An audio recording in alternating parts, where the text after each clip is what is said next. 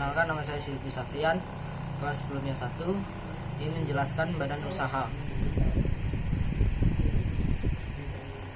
Badan usaha, kesatuan yuridis, hukum, dan ekonomis yang menggunakan modal dan tenaga kerja untuk mencari keuntungan.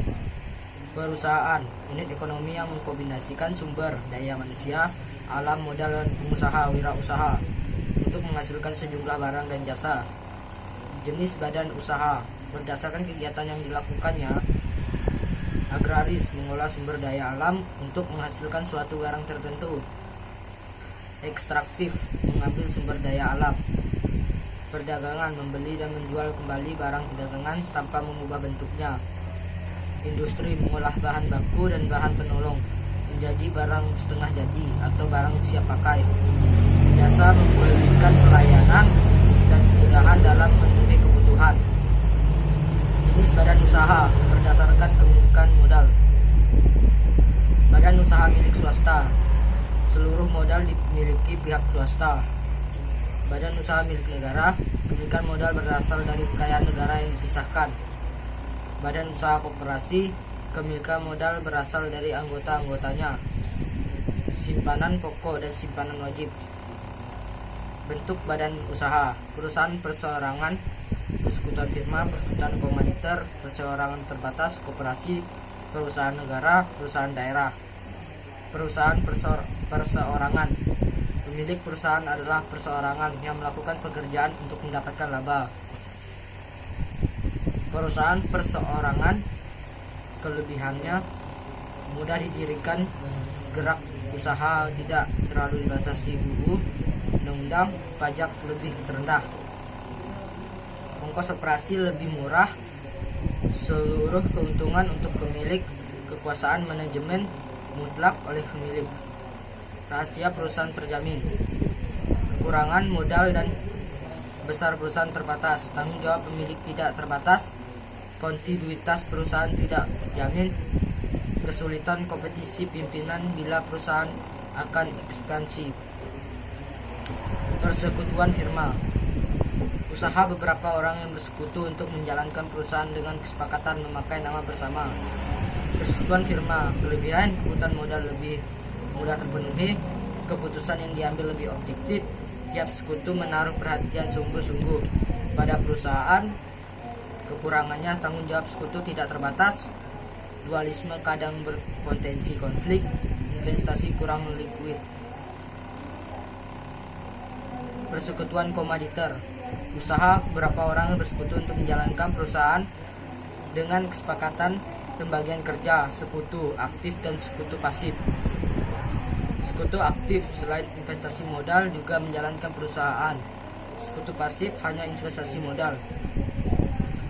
Persekutuan komanditer, kelebihan mudah didirikan, mudah memperoleh kredit, kebutuhan modal mudah terpenuhi, kepemimpinan lebih baik, investasi lebih liquid untuk sekutu pasif.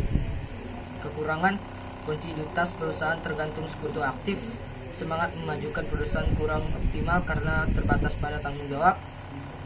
Perseorangan terbatas, suatu persekutuan untuk menjalankan perusahaan dengan modal usaha terdiri atas beberapa saham atau sero. Jenis perseorangan terbatas: PT terbuka go publik, saham perjualkan belikan dalam bursa untuk umum, bentuk saham atas unjuk. PT tertutup dimiliki orang-orang tertentu, bentuk saham atas nama. PT milik negara bersero, sebagian atau seluruh saham milik negara.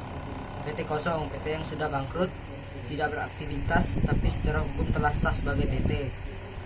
Struktur organisasi PT: 1. Rapat umum pemegang saham, 2. Dewan komisaris, 3. Direksi atau direktur utama dan direktur lainnya. Perseorangan terbatas, kelebihan, tanggung jawab terbatas, persentase saham yang dimiliki, pemisahan pemilik dengan manajemen, mudah mendapatkan modal, efisiensi kepemimpinan. Kekurangan, pajak lebih besar, biaya pendirian lebih mahal, rahasia perusahaan tidak terjamin, kurangnya perhatian pemegang saham. Koperasi, definisi menurut bahasa CO bersama tambah operation, pekerja. Definisi koperasi menurut Undang-Undang Nomor 25 Tahun 1992.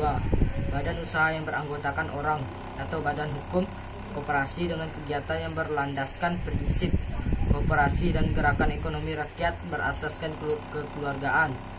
Misi koperasi berdasarkan Undang-Undang Nomor 25 Tahun 1962 memacu pengembangan usaha kemandirian, profesionalisme. Peran pemerintah terhadap koperasi berdasarkan Pasal 60 Undang-Undang Nomor 25 Tahun 1992 menciptakan dan mengembangkan iklim dan kondisi mendorong pertumbuhan serta permasyarakatan koperasi, memberikan bimbingan kemudahan dan perlindungan kepada koperasi. Struktur organisasi koperasi: 1. Rapat anggota tahunan, 2. Pengurus, 3. Badan pengawas atau pemeriksa. Peran koperasi dalam peningkatan kemakmuran rakyat: meningkatkan pendapatan rakyat dan pendapatan nasional, mengentaskan kemiskinan, meningkatkan kualitas hidup, memperkokoh perekonomian rakyat dan koperasi sebagai soko gurunya. Koperasi kelebihannya: prinsip pengolahan bertujuan untuk kesejahteraan anggota. Anggota berperan sebagai konsumen dan produsen berdasar sukarela, mengutamakan kepentingan anggota. Kekurangannya: keterbatasan modal, daya saing lemah, rendahnya kesadaran koperasi, kurangnya kompetensi profesional dalam pengolahannya. Perusahaan negara (BUMN), badan usaha dengan kepemilikan modal yang berasal dari kekayaan negara yang dipisahkan. Kekayaan negara yang dipisahkan APBN yang diperuntukkan bagi modal perum, persero, kapitalisasi, cadangan, dan sumber-sumber daya lainnya. Perusahaan negara perum, persero. Perum, modal sepenuhnya dimiliki negara, tidak dalam bentuk saham, dan dimaksudkan untuk kemanfaatan umum, penyediaan produk berkualitas sekaligus mencari laba. Struktur organisasi perum: menteri, direksi, dewan pengawas. Persero, seluruh atau minimal 51% modal dalam bentuk saham dimiliki negara. Struktur organisasi persero: rut, direksi, dan komisaris. BUMN kelebihannya: seluruh laba menjadi hak negara, menyediakan jasa-jasa bagi masyarakat, merupakan sarana untuk melaksanakan pembangunan. Kekurangan: pengelolaan sangat tergantung keuangan negara.